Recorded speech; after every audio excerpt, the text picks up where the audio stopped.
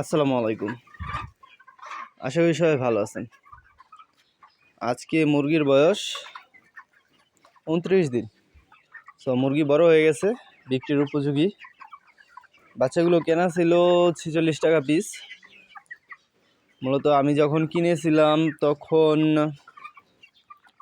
বাচ্চার বাজার খুব বেশি ছিল। এখন যখন মুরগি বিক্রি করতে আসছি বাজারে কিন্তু পাইকারিভাবে মুরগির দাম খুবই কম। 130 টাকা সর্বোচ্চ বাংলাদেশের মধ্যে। ওই যে বলছিল না, আপনি কমে কেন খাবেন, আপনাকে ন্যায্য মূল্যে খেতে হবে। আপনি যতদিন কমে খাবেন ততই কিন্তু প্রান্তিক খামারই ধ্বংস হয়ে যাচ্ছে। ঠিক আছে? আপনাকে ন্যায্য মূল্যে খেতে হবে। আপনি যতদিন কমে খাবেন ততদিনই কিন্তু একটা একটা করে ধীরে ধীরে প্রান্তিক খামারই ধসে পড়বে।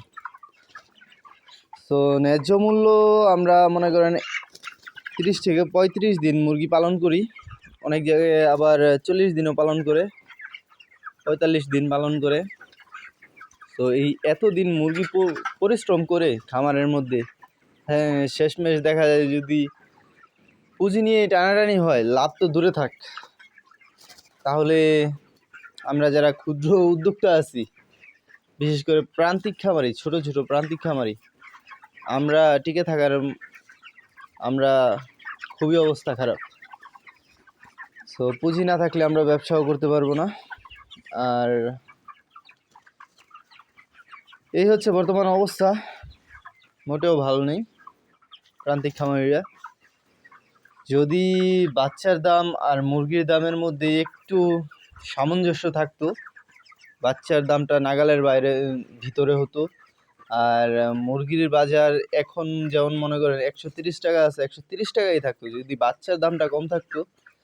আর ফিডের কোয়ালিটি, সব কোম্পানির ফিড কোয়ালিটি যদি ভালো হতো, ভালো FCR পাওয়া যেত, তাহলে হয়তো কারণ প্রান্তিক খামারের লাভ হতো। কিন্তু সব কিছুই খামারের, মনে করেন ওষুধ কিনতেছে, ওইখানে ট্যাক্স দিচ্ছে, খাবার কিনছে, ওইখানেও খামারের পকেট থেকে ট্যাক্স যাচ্ছে, কিন্তু আমাদের দেখার মতো কেউ না।